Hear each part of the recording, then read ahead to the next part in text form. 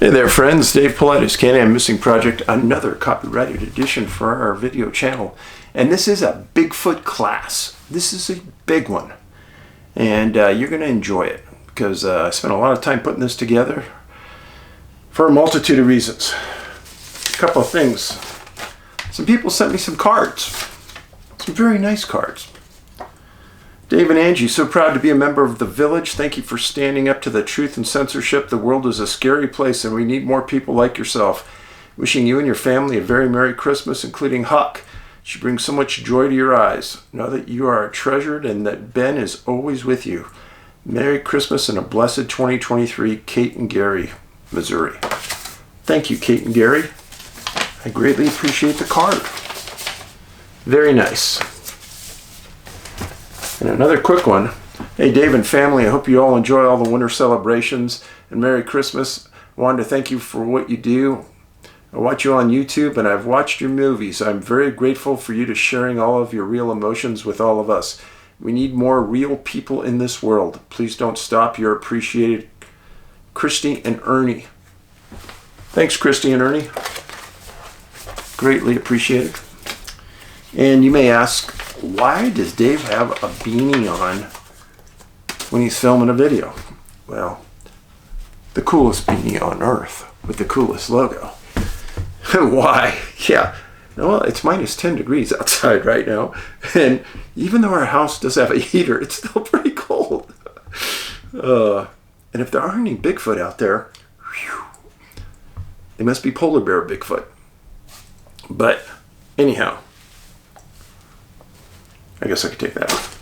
So, Bigfoot class. If you're still in here, you're going to learn a lot today. And what I'm going to start off with, we're going to start by talking about Bigfoot researchers. Now, just because you wrote a book doesn't make you a Bigfoot researcher. Sorry. Just because you talk on TV doesn't make you a Bigfoot researcher. I would say 80% of the people that they put on TV have never done a piece of research in their life.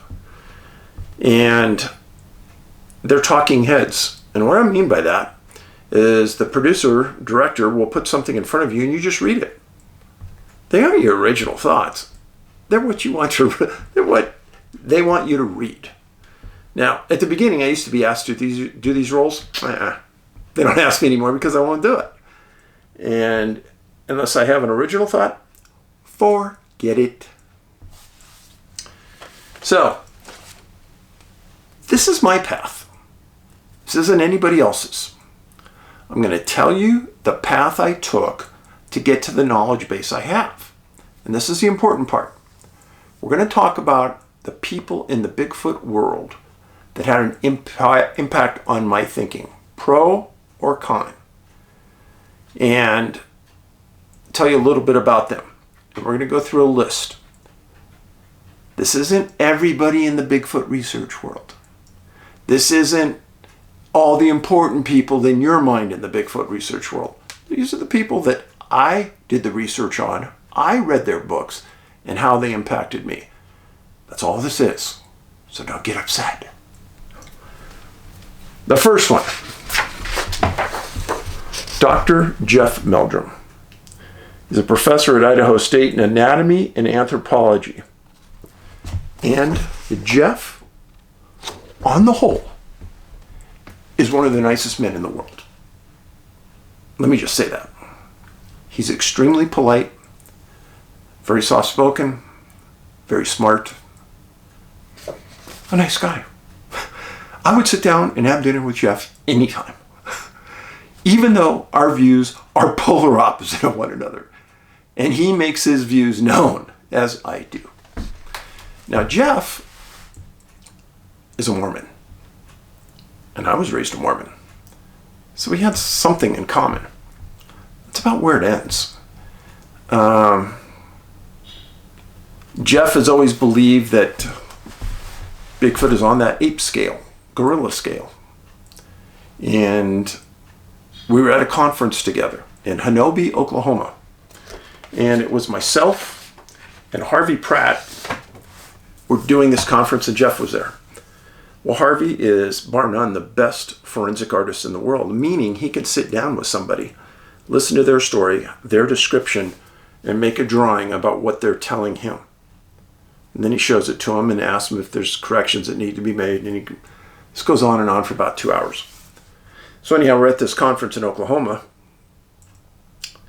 and Jeff didn't believe Harvey's ability. He didn't believe what I was saying, that Harvey drew these sketches and the people approved them. And he made it known. He said, hey, those sketches are way too human looking. It's a gorilla that looks like an ape. Come on. Well, at this conference, somebody comes up we've never met and says that he and his wife had this very close encounter as they're driving by this Bigfoot at slow speeds, stand by the side of the road. So Harvey says, well, I'll do the sketch. And Jeff, if you want to sit and watch, see how I do it and see what the results may be. So Jeff goes, yeah. So at the end of the hour and a half, people say, that is exactly what the sketch looks like. They said it in front of me. Everybody heard it. And Jeff showed the sketch to, or Harvey showed the sketch to Jeff. Jeff just goes, in front of everyone, and walks away. Kind of insulting. But that's kind of the way some people are. I don't hold it against Jeff. But like I said, super nice guy. Approachable. Smart. And there's a big thing I want to tell you about Jeff and I.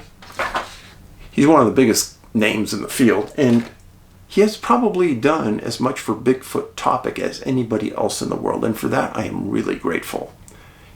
Even though he proposes it's something else, he still brought a lot of professionalism to the Bigfoot arena.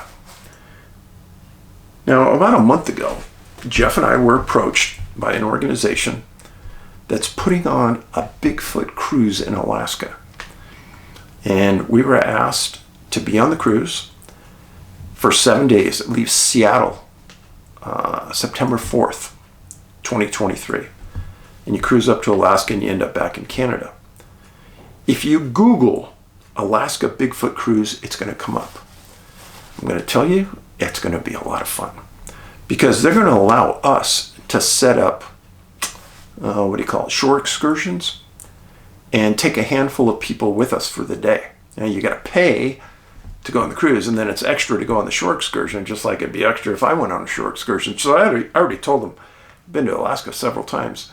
If I go on a shore excursion, I'm doing one thing. I'm going fishing. Angie and I are going fishing. And if some people want to sign up and go fishing with us, you got the whole day with us. So, and also I'll be giving some I'll be giving some presentations on the ship. And I think I forgot the name of the cruise lines, but it's good. It'll be a lot of fun. So Google Bigfoot Alaska cruise. It'll take you there. And I'm looking forward to doing it with Jeff. And one thing I've never met his wife, so maybe I'll meet her. So that's the first research I wanted to talk to you about. And I read Jeff's books. I went to presentations, and I listened to what he had to say. Second person that had an impact on me, Cliff Barackman, Finding Bigfoot. He was one of the people on that show for years. He's a graduate from Cal State Long Beach. He majored in arts. And he is the owner of the North America Bigfoot Center in Boring, Oregon. Him and his very nice wife. And Cliff, like Jeff, the nicest guy in the world. And I'm being 100% serious. Mr. Gentleman thinks just like Jeff. And I encourage you to go to his North America Bigfoot Center. He's done a really good job on this. It's kind of southeast from Portland, not too far away, but really good guy. Never did a book, but again, I went to listen to Cliff at the same events. He and Jeff do a lot of conferences together. They're like a 1-2 punch, think exactly the same. Don't think like me, but remember, This is what went into my mind that helped me develop my thoughts. Cliff is a smart guy. Can't explain why he thinks the way he does.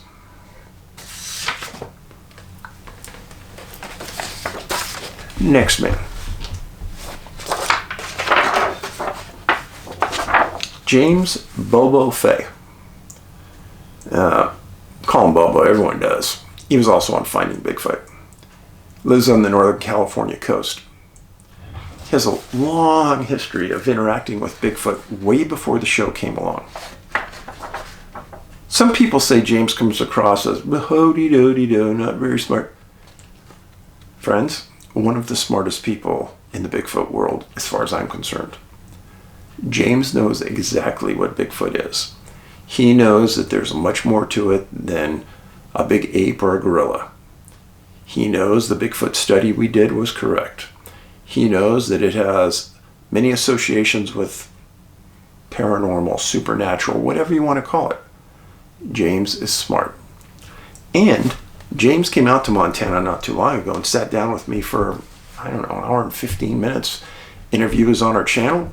If you look at the first comment, the pinned comment under our screen, you can go down and there's a whole list of our videos by category. One of them is interviews, and you can find the interview I did with James there. Now, on the Finding Bigfoot show, one thing I didn't like was that there was one person on the show that I personally believed was demeaning to Native Americans. Not the people I presented, but this one person. James was never like that, Bobo. Bobo knew the value of a Native American belief, their history, etc. And early on, I met people that knew James because he is from that same area up in Northern California where I was spending years around Hoopa. In fact, the same areas that I was in, James knows like the back of his hand. People had a lot of nice things to say about him, stated that he cared. He showed empathy. He was polite and respectful of Native Americans.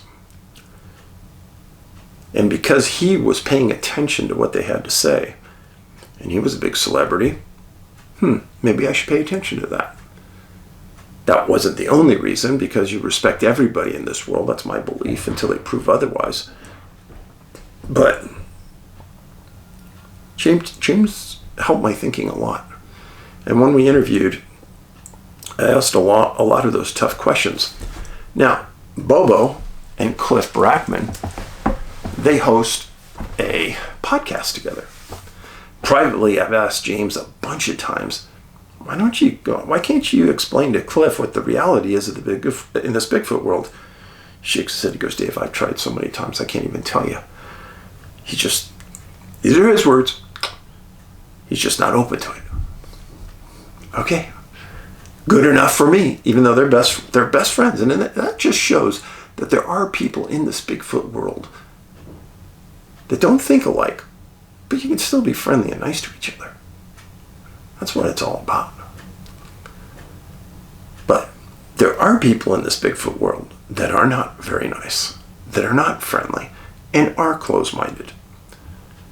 Now, do I think they did anything on Finding Bigfoot that was related to research? No. They did the same thing every show. They went out, they walked around in a field, they banged on some trees, and they looked through FLIR. Sorry, not research. Did they come up with any data? No. Did they do any comparisons of data? No. Did they come up with any DNA? No. So there you go. So,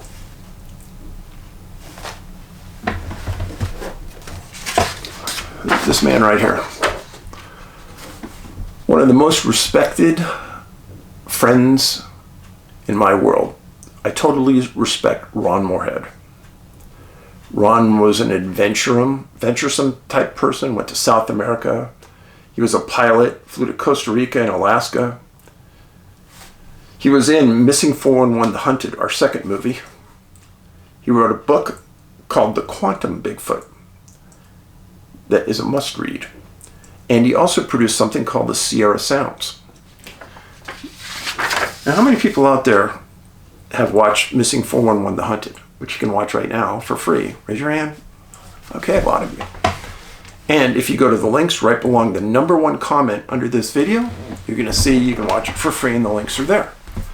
So Ron, early on, was a hunter. He was an outdoorsman. And he had a restaurant and hotel fairly near Yosemite. And he went to this place for 40 years that was, we call it the Sierra Camp. He had to ride in about 8 or 10 miles by horseback, get into this wilderness area, and they had a series of unusual events occur at this camp to these hunters. And giant tracks were around the camp, and they heard strange noises that Ron recorded. Now, the first documentation of that was in a must-read book written by Ann Slate and Alan Berry called Bigfoot. And it's a Bantam book. The front title says, "For the first time, the amazing truth about the giant footprints and the mysterious creatures prowling America's wilderness." This was written about Ron's camp. Now, I've had the Sierra Camp CD for sale in my store many times. I'll have it again around the 1st of January. But Ron is brilliant. He not only had the foresight to bring a recording equipment up to the camp and record, because so many times he had things happen around him, but he also has an analytical mind.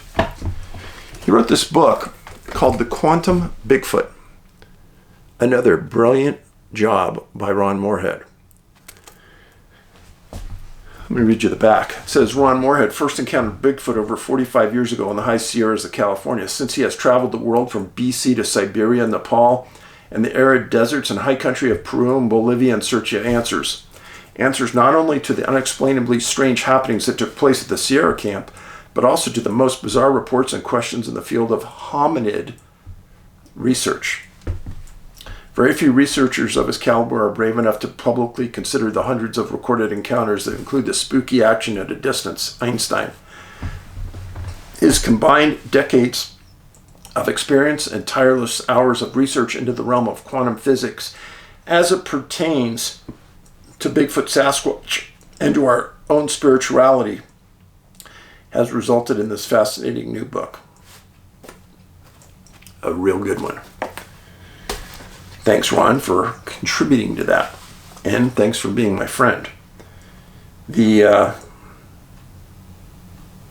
point about this is that we spent a week together with Ron and Scott Nelson up at the Sierra Camp. And in that movie, Missing 411 The Hunted, we did an unreal job getting graphics done that matched what he had seen at that camp before. So, really, really good guy. If you ever get a chance to see him talk, do it. Scott Carpenter. Again, one of my better friends. He lives just outside Great Smoky Mountain National Park. He worked with myself and Les Stroud to produce one of the episodes that Les did on Bigfoot. He and I have done, I don't know how many trips into the park. And he authored a book called The Nephilim Among Us. Another brilliant job of writing. It says, Bigfoot, greys, aliens, dogmen, orbs, and other unknown creatures. What are they? Where did they come from? Who or what created them? Amateur Bigfoot researcher Scott Carpenter reveals his conclusions after 6 years of research and investigation. Scott presents you with the evidence of DNA, photographic, historical, eyewitness, and physical. Come join Scott as he takes you on his journey to the truth. This is important. When I was getting the Bigfoot DNA project together, Scott was one of the first guys I approached. And we talked for hours on how we were going to get the DNA. And we knew electronics scared away Bigfoot. You put up cameras, they stay away. So we said, it has to be something so simple, stupid, that it wouldn't scare him. So we knew that hair follicles contain DNA. So to get the follicle, you got to pull the hair out. So we researched how bear researchers get hair and DNA off bear, and we made it even simpler. We took normal, everyday, wide, clear packaging tape. And we were ensured, we used gloves, and we ensured that we put this tape so the sticky side was out high up around the fork of a tree. And we usually made it about 18 inches wide, just a solid mass of tape. And in the fork of the tree, we used a lot of things. One of the things that worked the best was McDonald's pancakes with syrup. You laughed, but... And we put them in places very near Great Smoky Mountain National Park. And son of a gun, if it worked, many times. And how do we know it worked? Well, first of all, the hair that was pulled off contained follicles. And the hair of a Bigfoot looks different than the hair of anything else in this world. Every animal hair, human hair, or species hair looks different. And the Bigfoot hair looks different than them all. And I could teach a 12-year-old in 30 minutes how to identify a Bigfoot hair. It's not rocket science. So anyhow, Scott did that, and we got tons of samples from him. So right away, Scott calls himself an amateur researcher because we both believe there are no true professional researchers. But he was one of the big contributors to the DNA project. He was also the person that started the back trail camera system. What I mean by that, a lot of people have told us over the years that as they're walking a trail, they hear something paralleling them on a ridge normally, very near the trail. And then sometimes they hear it on the opposite side of the trail. Well, Scott thought this out and said, means they're crossing the trail somewhere behind the person. So what he did is he purchased some very small cameras, very small. And he would just place them on a rock or on the ground, looking behind the, like if we're going this way, the camera's facing this way, looking behind us. And then he'd put the camera on the ground, just leave it there for hours until we came back down the trail and picked it up. And his pictures are stunning, what he found.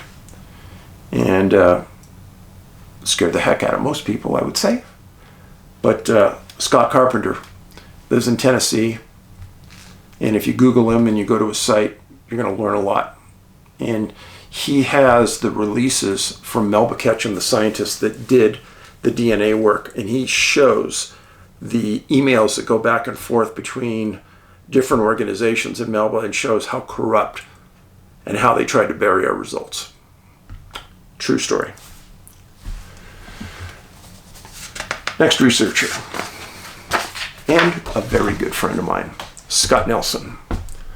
Scott's retired from the U.S. Navy, a brilliant man. He's a linguist specialist, speaks 8 languages fluently. He was given the Sierra Sounds by Ron Moorhead, and he studied them, broke them down, and he definitively stated that what is heard on those tapes was language, nouns, pronouns, etc. I spent 8 days with Scott and Ron at the Sierra camp. We talked about everything. And Scott and I have done a lot of conferences together, just like Ron and I have. Scott's one of the most approachable men you will ever meet. He's very, very smart.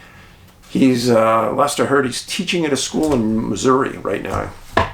So I would encourage you that anytime you see this man speaking at an event, go. He hasn't written a book. He should. He has some great stories, some really good stories about when he was in the Navy. Part of his job was to listen to transmissions coming out of countries in different languages and transcribe anything that is important. And he has some stories about Noriega in Central America and listening to what goes on. You got to ask him. He's not under any secrecy document right now, and he can talk about it. It just blows your mind. A really fascinating guy.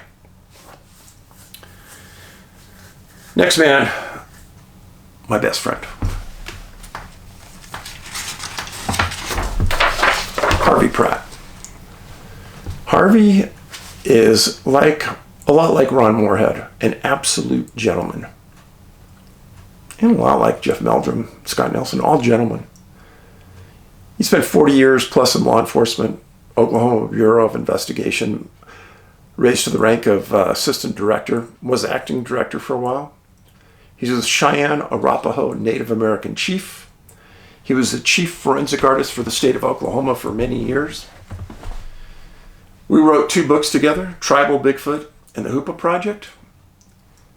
Bar none, he's the world's best forensic artist. When he sits down with a victim or a witness and draws what they saw, and the subject is eventually caught, it looks like the subject was in the room when Harvey drew it. That's how accurate he was.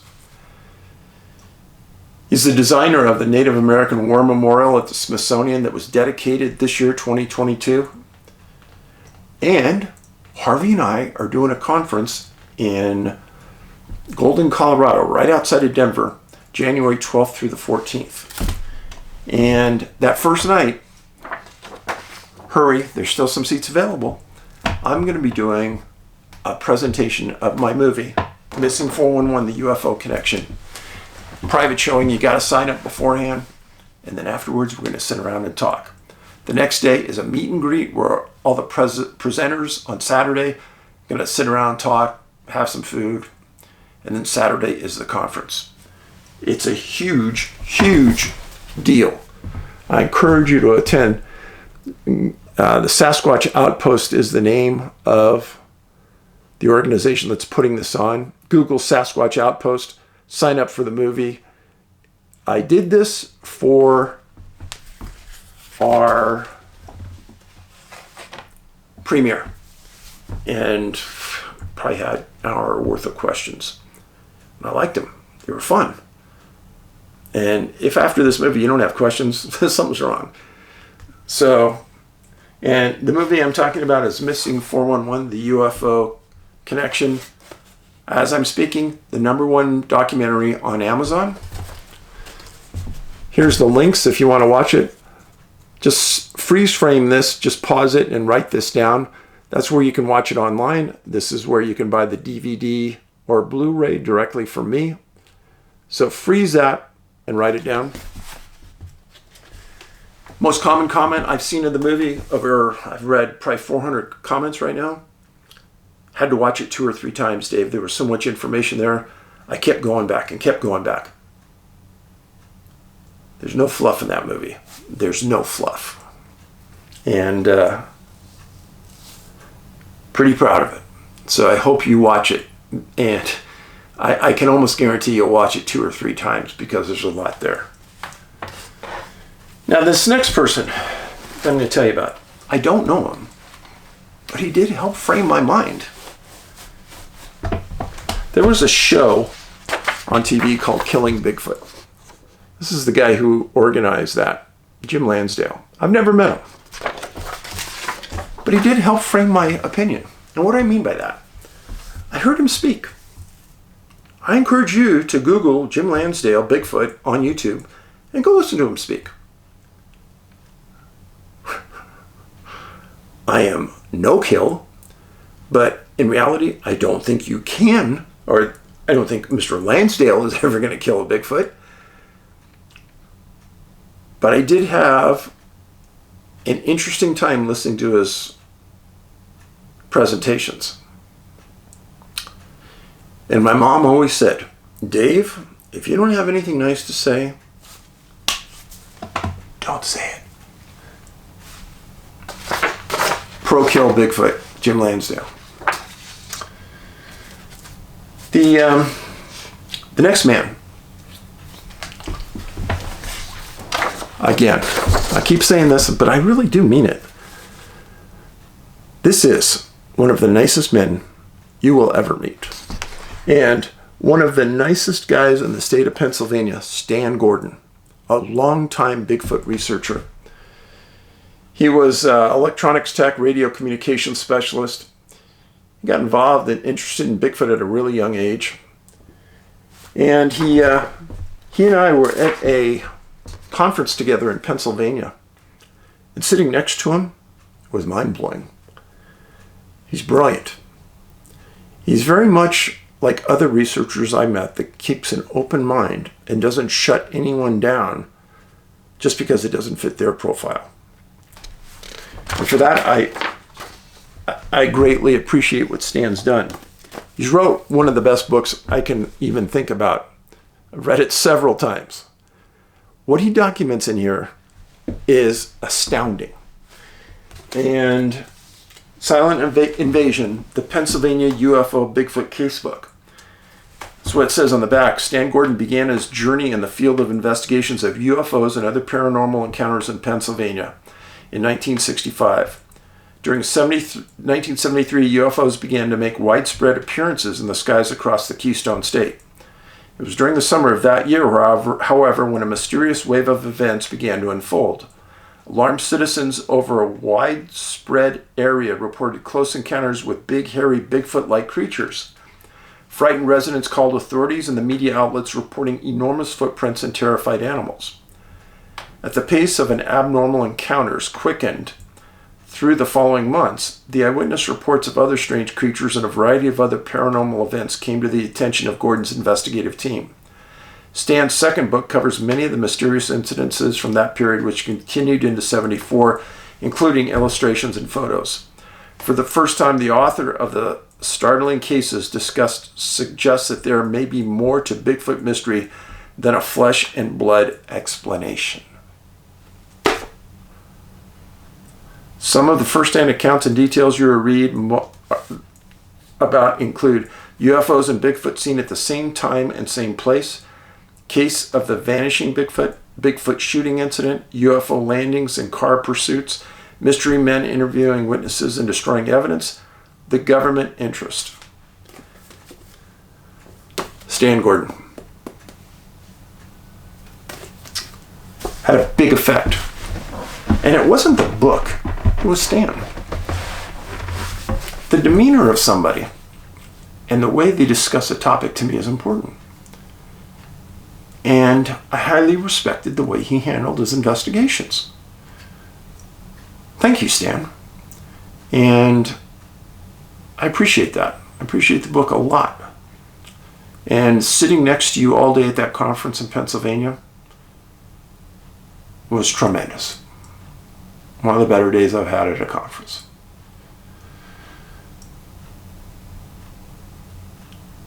Next researcher. This guy's a real, true researcher, just like the rest of the people I've talked to you about, except some. Rob Alley. Rob. Dr. Robert Alley, expert on Alaska Bigfoot.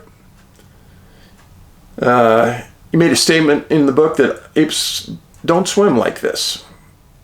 And he talks a lot about Native Americans and their belief systems. He wrote a great book, Raincoast Sasquatch. Read it twice. And the reason I read it twice, content rich. Read the back to you. Leave the civilized world behind as Raincoast Sasquatch takes you out into the rain-drenched forest of the Pacific Northwest on the trail of a living, breathing species of hominid, unlike any known primate today. Enjoy the mystery as you explore the existence of this exclusive creature along the remote coast of British Columbia and Alaska. Raincoast Sasquatch is an impressive collection of the first-hand encounters, historical reports, and native folklore that surround Bigfoot Sasquatch. Sure to be enjoyed by believers and skeptics alike, the book will make you take a closer look into this anywhere. About the author, Robert Alley has 30 years of interest in Sasquatches. In 74-75, he worked for the late Rene Dahinden to delve into police sightings of Sasquatches in Washington State. Since '89, he has been a field investigator with Alaska Bigfoot researchers and been a member of the Oregon-based Western Bigfoot Society. That's Ray Crow's work since 1998. And if you ever get a chance to hear Rob Alley speak at a conference, go.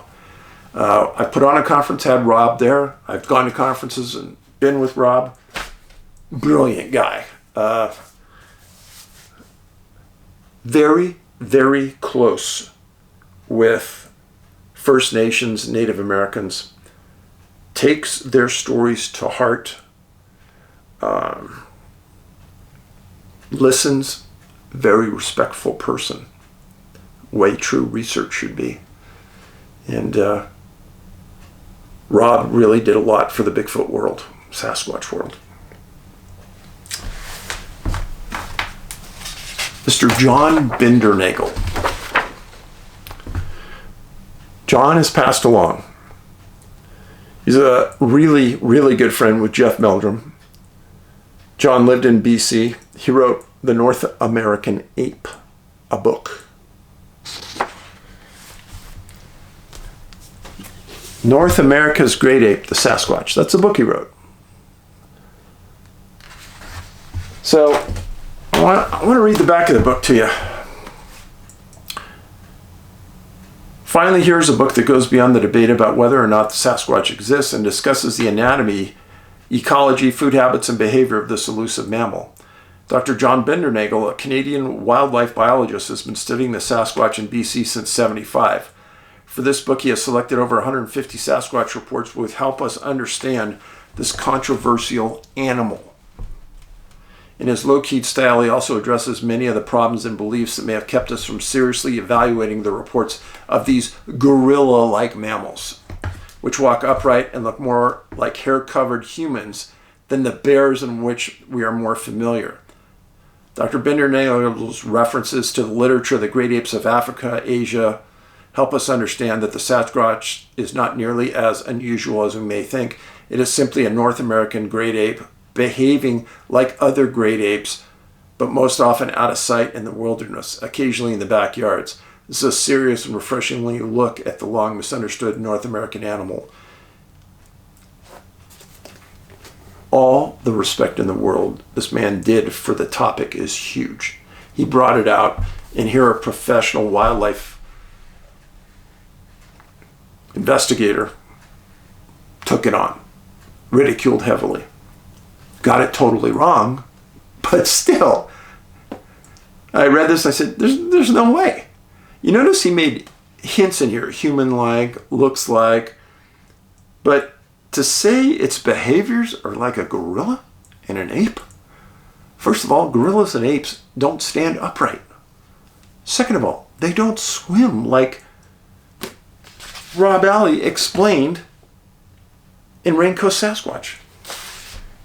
There's so much more that was wrong about this. It was unbelievable.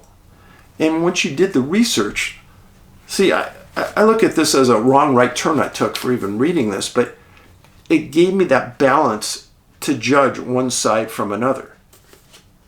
And John passed on. He's a good man, a really good man. I have nothing bad to say. I think if he was here today, he may have a different look at it than what we have.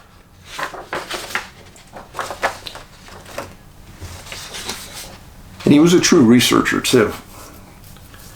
John Green. It's a picture of John in Bluff Creek with a dog that was brought out to help track for Bigfoot. They won't admit it, probably, but he was. John's dad was a member of the Canadian Parliament, and John owned a newspaper in British Columbia, and he wrote a couple of really good books. John has since passed on in 2016.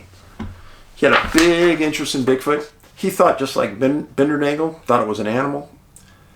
And this is contrary to everything these guys knew, because in my books, I wrote to you, and I put down in the books, that there were articles written in years past that these guys had to have seen that said that Bigfoot is another tribe just like us. They have a language. Scott Nelson said they have a language. You see what I'm saying? They all ignored all of this. And they would never put those articles in front of you. I did. And these were written by the tribal people that lived with them. This is the part where it got confusing to me about why this information wasn't front and center in our world. It's almost like our government in that they're trying to hide things from us. But why? I don't understand it.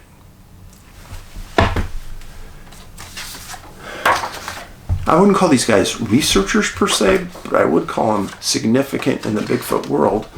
Roger Patterson and Bob Gimlin. Bob's still alive. Roger died. Bob is a super nice gentleman. I've met him several times. He's very polite. He rode along shotgun with Roger Patterson at Bluff Creek. Bob was armed with a rifle, and he was going to add cover for Roger when Roger took the it wasn't video, it was 16 millimeter film of what they saw in Bluff Creek that day. They were together. It changed the Bigfoot world. Probably the most viewed piece of film footage anywhere in the world ever. Is it real? Yes. I've stated before in our past classes, 100% real. No doubt in my mind, 1,001% real. Guaranteed. Now, Roger died several years ago, and I went up many years after he died and met his wife. Super nice lady. And I went up there because I wanted to talk to her, because from that footage they had made several plates, like a photo similar to a high definition photo. And I asked her if we could go and get those digitally copied. I spent the whole day with her when we went to a studio, and they did it in her presence so it didn't disappear. And a lot of people are going to say, oh, I did that for Miss Patterson. Yeah, years after I did it, friend. And I sat with Mrs. Patterson that whole time. Lovely lady. Talked about Roger. She said that Roger would in no way ever try to pull a hoax on anybody. But that Roger always had a lifetime interest in Bigfoot. And when he heard that they were having sightings in Bluff Creek, he went down and he rented this camera, a very nice, expensive camera, and took it with him. Didn't really know how to use it very well. And when you look at the version that's not stabilized of the film, yeah, it's bouncing all over the place. Understood. But those two guys advanced the Bigfoot topic in a huge way. And is still today the #1 piece of film on Bigfoot anywhere in the world. Which doesn't make sense to me, considering everybody is walking around with a smartphone that can take video. But why is that the lone piece of evidence we have? There should be thousands more. Because if you think of the number of people in the world at that time that were in the force that had film capability, 1/1000th of 1%. Considering the percentage of people that are walking around in the woods right now with film capability, 99%. So why don't we have that better footage today? Just a question. Many years ago, after I wrote Tribal Bigfoot and the Hoopa Project, I was called by somebody I had no idea from Russia. I thought it was a hoax for a few seconds. And these two men, Dmitry Bayanov and Igor Borsev, they call themselves hominologists. They have always thought Bigfoot was human-based. Always. They got so frustrated with the American people that kept saying they were a Bigfoot or they were an ape or a gorilla. Well, I've met Igor several times. Anyhow, they had a big conference in Russia and they were calling out all the big leaders in the world. I got invited. And I had some conflicts, I couldn't go. But early on, I read their books. In this one, Dmitri wrote this book. Pretty hard to find. But in it, he talked about historical evidence for the existence of relict hominids. And he was trying to make the point that many U.S. researchers are missing the obvious. Well, I wasn't. And it's a very well done book. It says the stories of North America's Aboriginal people and those of Russia and other countries are compared and contrasted to what is known as a probable living relict hominids. We're taken into the not too distant past when both men of science and the church believed in the existence of beings not quite human. The information begs the question, what came first, the actual beings or the folklore which documents their existence? This book, Russian Hominology, shares Bayanov's feelings. Again, something that had an impact. I started to follow what the Russians were saying. And it never got a lot of publicity in the States. It was almost like everyone made fun of those groups. But I didn't. I knew they were onto something. Now in Russia it's called the Almasty. Essentially the same as the US Bigfoot, just a different name. And just recently, Igor was in the States and I spent a day with him. Fascinating man, good English, and a very kind soul, very kind. He was very nice to Angie and I. And he said, he had a copy of my books. And he said, David, those two books are a huge contribution to our world. He was very nice. And he goes, the Hoopa Project and Tribal Bigfoot, thank you so much for writing those. Just an outstanding, nice person. If you ever get to hear or see him in the States, Igor Borsev, please go see him.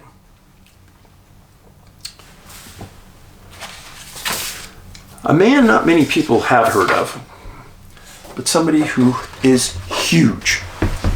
Peter Byrne. Peter was a big game hunter, Yeti researcher, again, a Mr. Gentleman type individual. In years past, many years ago, he operated what was called the Bigfoot Information Center. It was about research in Oregon. It was in the Dalles, D-A-L-L-E-S in Oregon. That's where he established it. And it was funded by the Academy of Applied Sciences in Boston. Now, how he got that funding is amazing because I didn't understand it. Peter's still alive. He's still at conferences every once in a while. I know that Peter has never seen a Bigfoot. And I've started following him because he took a very methodical approach.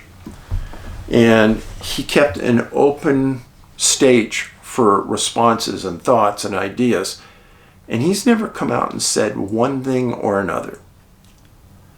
But he is somebody that advanced the topic significantly just because of his demeanor and his ability to get funding to open an actual research center. Now, he wrote a couple really good books, and he wrote a lot of letters. I read you some letters in past classes. All of the letters he wrote and all of his research, he turned over to Ray Crow. And we'll talk about that more. So, Peter Byrne, keep your eye open. If you ever see anything about him, listen to it, pay attention. Next one, a good friend, outstanding speaker, top notch, Tom Powell from Oregon. He's a retired science teacher, a great author. His latest book is one of the best books on Bigfoot and fringe science. It's called Edges of Science. Read it. Edges of Science. This is one of his older books called Locals. And it says, The Locals is a new book at the Bigfoot Mystery. Anyone who has wondered about unexplained phenomena in the modern world would love this book, as will anyone who is aware of the shortcomings and encumbrances of science. The book probes much deeper than a simple treatment of the hackneyed question of does Bigfoot exist, it delves into such questions as why Bigfoot exists and why they behave as they do and why they have not yet been and may never be dragged into the spotlight of science and media. After reading this book, people will never look at the Bigfoot phenomena the same. They may still laugh at it, but that's it. Now, Tom has a very quick wit. And I put on a Bigfoot conference in Denver along with a couple other guys several years ago. We invited Tom to come out. He did not disappoint. Went to a dinner with him afterwards. I wanted him right next to me. That's how the guy is fascinating. And I can't say that about everybody. But Edges of Science, a huge book. Tom's done a lot for the Bigfoot world in opening people's eyes to the science around us. In the same kind of way that Ron Moorhead and Scott Carpenter has done. These guys are different. They walk the same path just like I've done. And they've come to this stage that I'm on today, explaining to you that it's a much deeper topic than what some of these people are claiming. As I stated, I was at a conference in Oregon not too long ago. I'm sorry, Washington. And the person there made a public statement, says, I've been doing Bigfoot research for 30 plus years. I've never heard one thing paranormal related to Bigfoot. I'm thinking to myself, Angie looks at me and goes, wow, does he not read books? Does he not go to conferences? The point was he was trying to shut down the audience from thinking that Bigfoot could be something other than an ape or a gorilla, which this person thought it was. Now, the one person that had the absolute most impact on me than anybody, Mr. Ray Crow from Oregon. Now, I bought Ray's research. For 17 years, he produced something called the Track Record. It was a newsletter. Ray told me one time when we met, the more you think you know about Bigfoot, the less you really know. And he told me to always keep an open mind. And that came about because I asked Ray, why in your newsletter do you have so many stories about UFOs and Bigfoot? And he goes, Dave, if I tell you, you won't really get it. Because you'll think I'm a kook. But remember what I said, the more you know, the less you really know? You're a smart guy. You keep doing your research, you're going to understand. Damn, didn't I get it. But Ray, those 17 years of the track record we produced in a USB drive. And it's called The Track Record, a Bigfoot Encyclopedia. 174 newsletters, 3,000 pages of documents. It's on our website. There's an 80-page index that took me a month to do. And if you go to the website, you'll see this. To me, Ray's open mind helped me as I stepped forward into that realm. And because he was such an open-minded individual,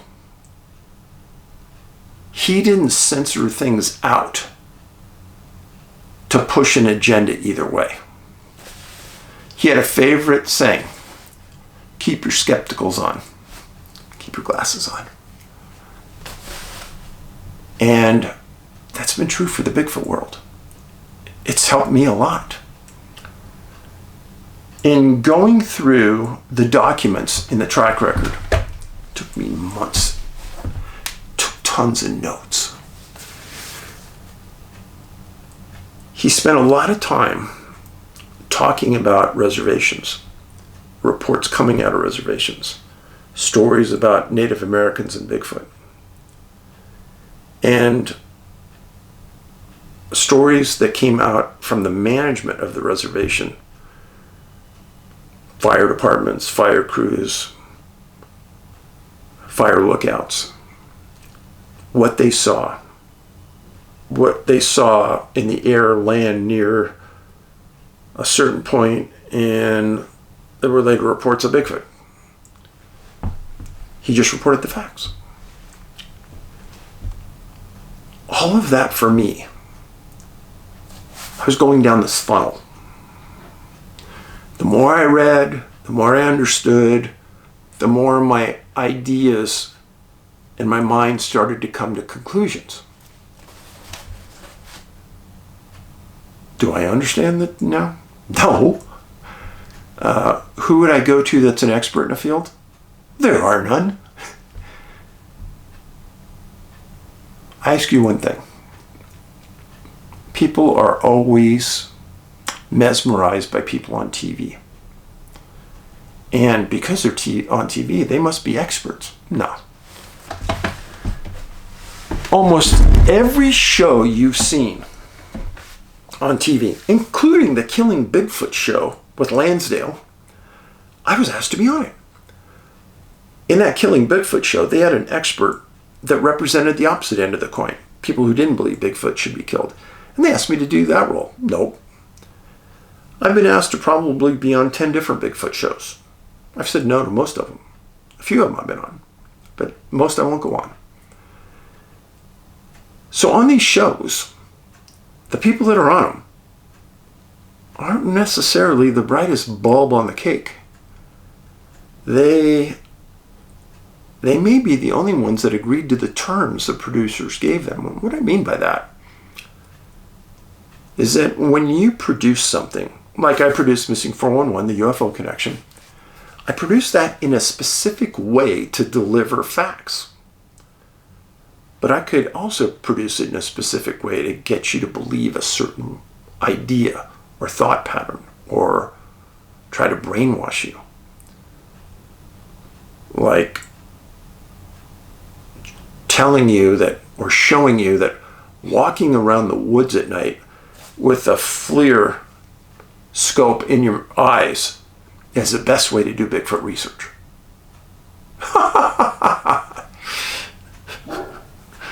Or bringing on somebody on a show that has a degree in something that's completely unrelated to Bigfoot. Ha ha ha ha ha. Or getting 4 people together, like in Finding Bigfoot, and doing the same thing time after time after time after time, and never adjusting when you understand it's not working. Isn't that the definition of craziness? I don't know. But the Finding Bigfoot show did do something for this world. It gave the topic visibility. And a lot of people thought that that was a very credible show. So because it was, maybe their ideas changed and Bigfoot became a credible topic.